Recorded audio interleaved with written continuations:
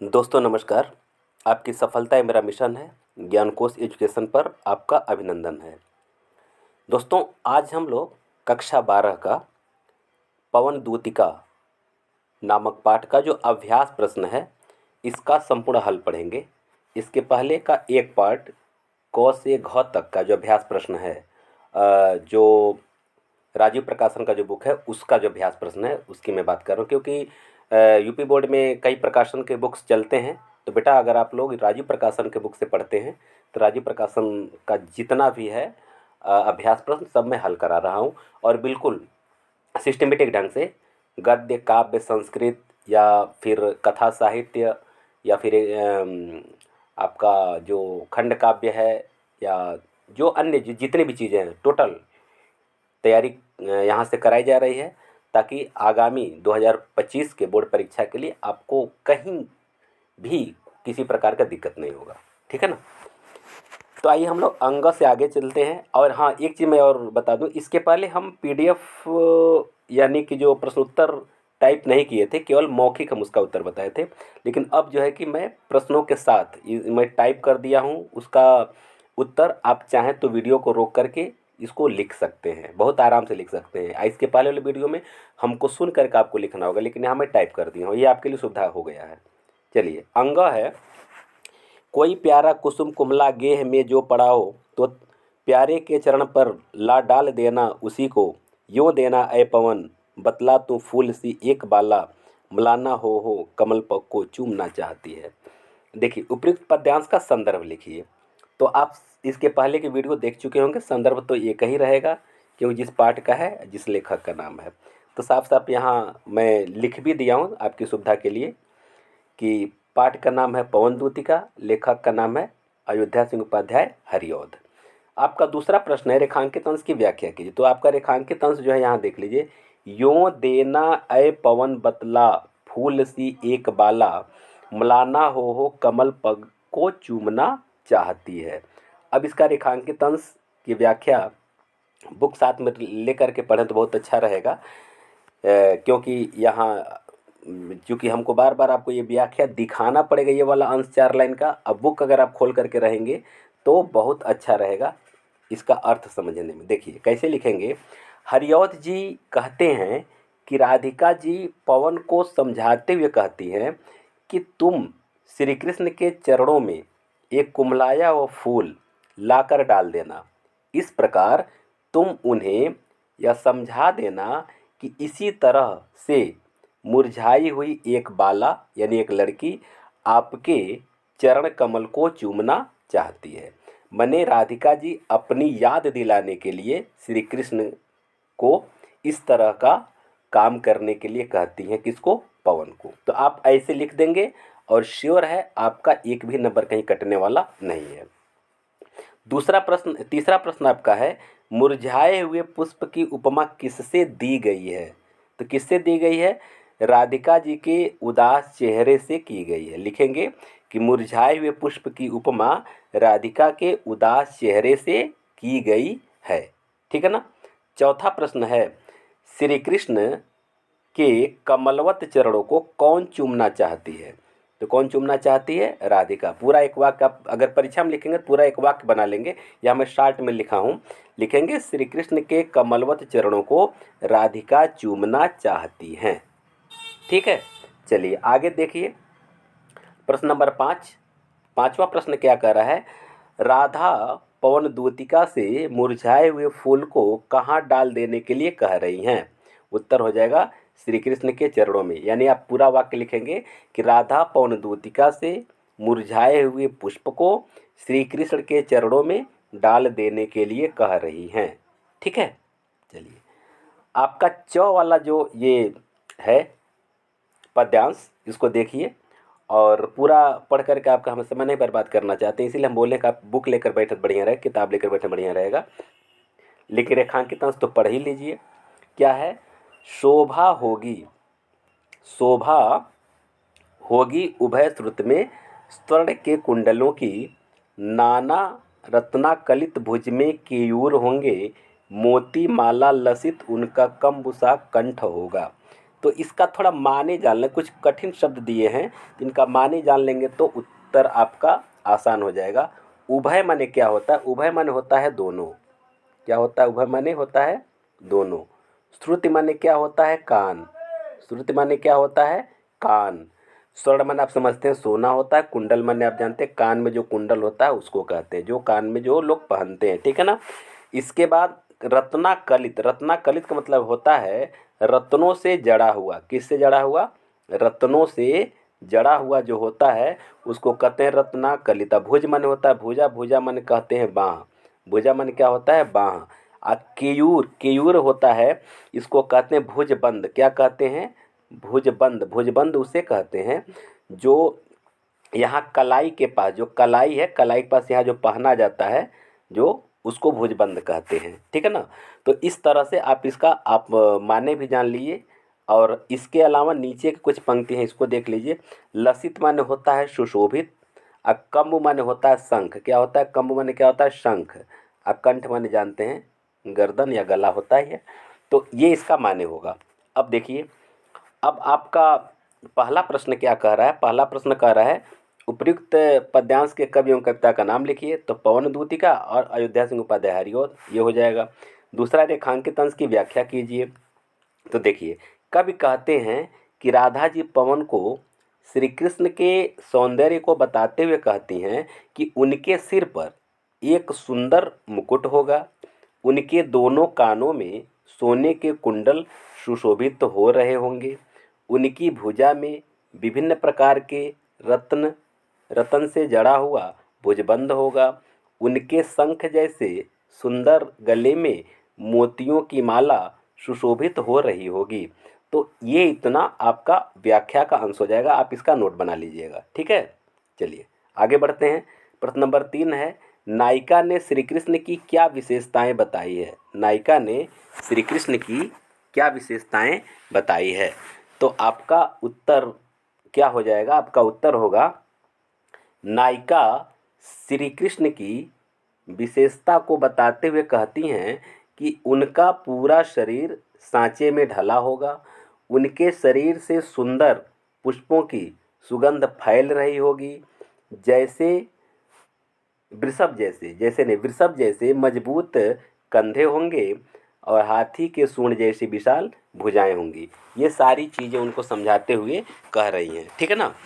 चौथा प्रश्न आपका है, प्रस्तुत पद्यावतरण में नायिका ने किसे प्राणपोशिका के समान बताया है? तो उत्तर हो जाएगा श्री कृष्ण के शरीर से निकलने वाली सुगंध। अर्थात श्री कृष्ण के लिखेंगे, प्रस्तुत पद्यावतरण में नायिका ने श्री कृष्ण के शरीर से निकलने वाली सुगंध को प्राणपोशिका के समान बताया है। पांचवा प्रश्न क्या हो जाएगा? पांचवा प्रश्न कह रहा है कि प्रस्तुत कविता में किस छंद का उल्लेख किया गया है? तो आपका उत्तर क्या हो जाएगा? मंदाक्रांता। मंदाक्रांता छंद का उल्लेख यहाँ किया गया, ठीक है ना। आपका देखिए, जो अब छठवां जो आपका गद्यांश पद्यांश है, इसको देखिए। तो पूरा पद्यांश का लाइन पढ़ने का आवश्यकता नहीं है, बस केवल मैं आपको जो रेखांकित अंश उसको बस पढ़कर मैं सुना दे रहा हूँ और इसका मैं जो कठिन शब्द उसका माने बता दे रहा हूँ, नोट कर लीजिए। दोनों कंधे वृषभ वर से हैं बड़े ही सजीले। वृषभ वर, वृषभ माने होता है बैल। बैल यानी जो मजबूत बैल होते हैं जिसको सांड बोलते हैं, तो बैल। और वर माने होता है श्रेष्ठ, ठीक है ना। उनके कंधे जो है एक बलवान बैल के समान श्रेष्ठ होंगे, ठीक। लंबी उनकी बाहें होंगी, कैसी? कलभ करसी। कलभ कहते हैं हाथी को, ठीक है ना। कलभ करसी माने हाथी के कर माने भुजा। तो हाथी का भुजा क्या होता है? उसका सूंड होता है। तो उनकी लंबी बाहें कैसी होंगी? हाथी के सूंड जैसी शक्ति की पेटिका होंगी, मतलब शक्तिशाली होंगी, मतलब ये मजबूत होंगी, इसका मतलब ये होगा। जब अर्थ बताएंगे तो बता देंगे, ठीक है ना। आगे देखिए, पहला प्रश्न है, राधा पवन से कृष्ण को पहचानने का क्या उपाय बताती हैं? तो क्या उपाय बताती है? राधा पवन से श्री कृष्ण को पहचानने के लिए क्या बताती हैं? तो राधिका श्री कृष्ण को पहचानने के लिए पवन को समझाते हुए कहती हैं कि उनके शरीर नीले फूल के समान कैसा होगा? श्यामल होगा। कैसा होगा? नीले फूल के समान श्यामल होगा। उनके तन पर पीला वस्त्र सुशोभित हो रहा होगा और पूरा शरीर सांचे में ढला हुआ प्रतीत हो रहा होगा। ठीक है ना। और आपका जो दूसरा प्रश्न है क्या है? सकल और अलग और सकल शब्द का अर्थ लिखना है। तो अलग माने क्या होता है? अलग माने होता है केश और सकल माने होता है संपूर्ण। आपका जो तीसरा प्रश्न है, कलभ करसी नहीं, कलम म नहीं, कलभ, ये इसको भ कर लेंगे अब भ। कलभ करसी में कौन सी अलंकार है? तो इसके ऊपर आप पढ़े हैं अभी। तो कलभ करसी माने कलभ माने होता है हाथी, या कर माने होता है हाथ यानी हाथी का सूंड। तो आसी माने होता है समान, तो यहाँ उपमा अलंकार हो जाएगा। क्या होगा? उपमा अलंकार। अगला देखिए, रेखांकित अंश का भाव स्पष्ट कीजिए। तो अब मैं लिख दिया हूँ, उसको नोट कर लीजिए इसी तरह से। राधिका पवन से कहती हैं कि श्री कृष्ण का शरीर सांचे में ढला होगा और उनके कंधे श्रेष्ठ बैल जैसे विशाल और मजबूत होंगे। उनकी बाहें उनकी बाहें हैं नहीं होगा, उनकी बाहें हाथी की सूंड जैसी मजबूत होंगी। ये उस रेखांकित अंश का व्याख्या होगा। ठीक है ना। यह यहाँ है नहीं रहेगा। पाठ का शीर्षक और कवि कवि का नाम लिखे तो वही पवन दूतिका और अयोध्या सिंह उपाध्याय हरिऔध, ये आपका पाठ का नाम और कवि का नाम हो जाएगा। ज देखिए ज पूरा आपका व्याख्या जो है उसको उसको केवल देखना है, बाकी ऊपर का लाइन छोड़ दिए। धीरे धीरे संभल रखना और उन्हें यो बताना, पीला होना प्रबल दुख से प्रोसिता सा हमारा। इसमें सारा माने तो ठीक है, प्रोसिता का मतलब केवल आप समझ लीजिए। प्रोसिता मतलब होता है वह नायिका जिसका पति परदेश चला गया हो, उसको कहते हैं प्रोसिता। प्रोसिता नायिका उसी को कहते हैं। वह नायिका जिसका पति उसे छोड़कर परदेश चला गया हो, उसको कहते हैं प्रोसिता। यही इसका माने है, बाकी सब तो सब माने आप जानते हैं। अब चलिए इसका प्रश्नोत्तर देख लिया जाए। पहला प्रश्न है, राधा पवन से पृथ्वी पर पड़ी हुई लता को क्या करने के लिए कहती हैं? तो उत्तर होगा, राधा पृथ्वी पर पड़ी हुई लता को श्री कृष्ण के पैरों के पास गिरने नहीं, गिराने कहेंगे, गिराने गिराने गिराने के लिए कहती हैं। ठीक है ना। क्या करती हैं?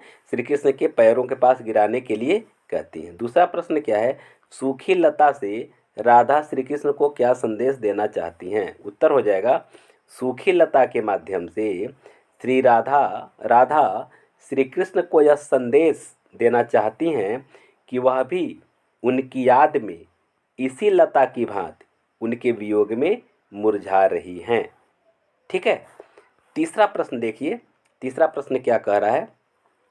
तीसरा प्रश्न है, पीले पत्ते को श्री कृष्ण के सामने लाने से राधा क्या अभिप्राय है?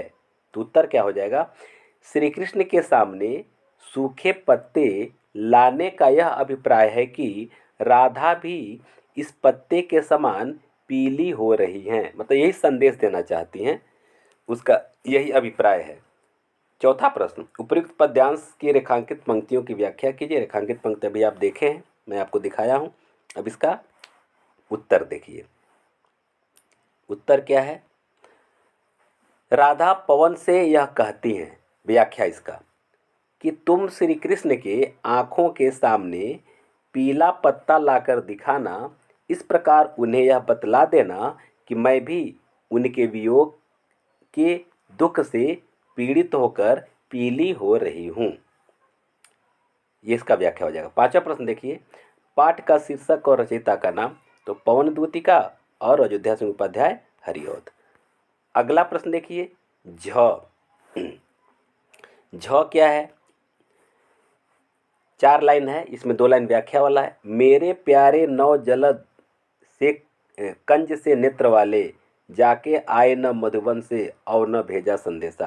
तो इसमें क्या क्या आपको इसका माने समझना है। नौ माने जानते हैं नवीन, कोई नया चीज़ नहीं है। जलद माने होता है बादल, बस इतना आप जानेंगे। जलद माने क्या होता है? बादल। जलद माने क्या होता है? बादल। और कंज माने क्या होता है? कमल। कंज माने क्या होता है? कमल। कंज माने क्या होता है? कमल। नेत्र माने नेत्र जानते हैं, आँख जानते हैं। मधुबन तो जानते हैं, बाकी कहीं कुछ नया नहीं है। ठीक है, चलिए पहला प्रश्न, राधा किसके द्वारा श्री कृष्ण को संदेश भिजवाती हैं? राधा किसके द्वारा श्री कृष्ण को संदेश भिजवाती हैं? तो आप अब तक पढ़ते आ रहे हैं, आपको पता है इसका उत्तर होगा भी।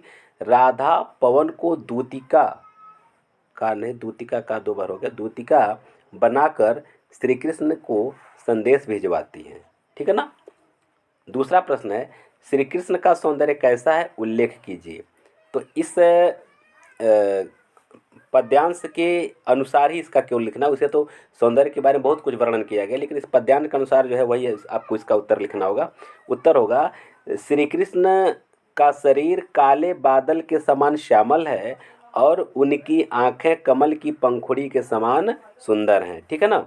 ये आपका ये इस मतलब पद्यांश के अनुसार इसका उत्तर होगा।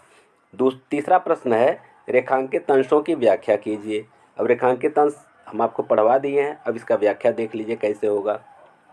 राधा पवन से कहती हैं कि मेरे प्यारे श्री कृष्ण का शरीर बादल के समान श्यामल होगा और उनके नेत्र कमल के जैसे सुंदर होंगे। वह जब से यहाँ से गए तब से न लौट कर आए और न ही कोई संदेश भेजे। चौथा प्रश्न है, राधा की मनोदशा का वर्णन कीजिए। इसका उत्तर क्या हो जाएगा, राधा श्री कृष्ण के वियोग में रो रो कर बावली हो रही हैं और उनका पूरा शरीर उनकी याद में मुरझा रहा है। इस अनुच्छेद के अनुसार, मतलब इस क्या कहते हैं पद्यांश के अनुसार इसका उत्तर यही होगा। ठीक है ना। आगे उपयुक्त पद्यांश का क्या है, आप कवि का नाम और लेखक का नाम लिखिए, तो आपका उत्तर सेम का सेम वही रहेगा, पवन दूतिका और अयोध्या सिंह उपाध्याय हरिऔध। अब यानी कि अगला जो और अंतिम आपका अनुच्छेद होगा, इसके नीचे की हम लाइन को देखते हैं जो हमको व्याख्या समझाना है। तो धीरे धीरे परस करके उनके गात उत्ताप खोना, सदगंधों से श्रमित जन को हर्षितों सा बनाना। तो इसका पहले माने जान लीजिए। परस माने होता है स्पर्श, क्या होता है, स्पर्श, स्पर्श करना। गात माने होता है शरीर, गात माने क्या होता है, शरीर। उत्ताप माने क्या होता है, मतलब थका हुआ या पीड़ित, पीड़ा कह सकते हैं, पीड़ित। ठीक है ना। पीड़ित या थका हुआ, ये दोनों का अर्थ हो सकता है पीड़ित। ठीक है। तो ये सब इसका मान्य होगा। आइए इसका अब देखते हैं प्रश्नोत्तर। राधा पवन को क्लांत व्यक्ति के संबंध में क्या समझाती हैं? तो उत्तर होगा, राधिका पवन को समझाते हुए कहती हैं कि रास्ते में कोई क्लांत, क्लांत मतलब थका होना, ठीक है ना, कोई क्लांत व्यक्ति दिखाई दे तो अपने कोमल स्पर्श से उसके थकान को मिटा देना। ठीक है। दूसरा प्रश्न क्या है, दूसरा प्रश्न है, राधा ने पवन को पथिक महिला के साथ कैसा व्यवहार करने का निर्देश दिया है? उत्तर होगा, राधिका पवन से कहती हैं कि मैंने छोटी की मात्रा आप करेंगे यहाँ, छोटी की मात्रा, कि कोई पथिक महिला देखना तो अपने हवा से उसके शरीर से वस्त्रों को हटाकर लज्जाहीन मत कर देना, उसके लज्जा को बचाए रखना। मन ऐसा ना हो कि कोई लज्जाशील महिला जा रही हो और अपने तेज हवा के झोंकों से उसके वस्त्र को हटा देना, जिससे वह विचलित हो जाएगी। ऐसा नहीं करना है, उसके लज्जा को बचाए रखना है। सॉरी। अगला तीसरा प्रश्न, कमल मुख में कौन सा अलंकार है? तो कमल मुख रूपक अलंकार, कमल रूपी मुख रूपक अलंकार हो जाएगा। चौथा प्रश्न है, रेखांकित अंश की व्याख्या कीजिए। रेखांकित अंश की व्याख्या, राधा जी पवन से कहती हैं कि अगर रास्ते में कोई क्लांत व्यक्ति दिखाई दे तो अपने कोमल स्पर्श से उसके थकान को मिटा देना और अपने सुगंध से भरे हुए स्पर्श से थके हुए लोगों को हर्षित कर देना। ये बात बता रही हैं। और अगला और अंतिम प्रश्न है, उपयुक्त पद्यांश के पाठ और शीर्षक का नाम आपको लिखना है, उसके लेखक का नाम लिखना है, पवन दूतिका और अयोध्या सिंह उपाध्याय हरिऔध। तो इस प्रकार से आपका यह पूरा अभ्यास प्रश्न कंप्लीट हुआ। वीडियो कैसा लगा आप हमें अवश्य बताएं और इसका PDF मेरे टेलीग्राम चैनल पर आपको मिल जाएगा। आप वहाँ से बड़े आराम से नोट्स बना सकते हैं और यहाँ से बिल्कुल सिस्टमेटिक ढंग से हर एक पाठ का, हर एक भाग का, यानी काव्य का, गद्य का, संस्कृत का अलग अलग प्लेलिस्ट आपको बना दिया जाएगा इस चैनल पर, जिसे आप वहाँ से देख करके लिख सकते हैं। अब हम मिलते हैं अगले वीडियो में। आप सबको बहुत बहुत धन्यवाद।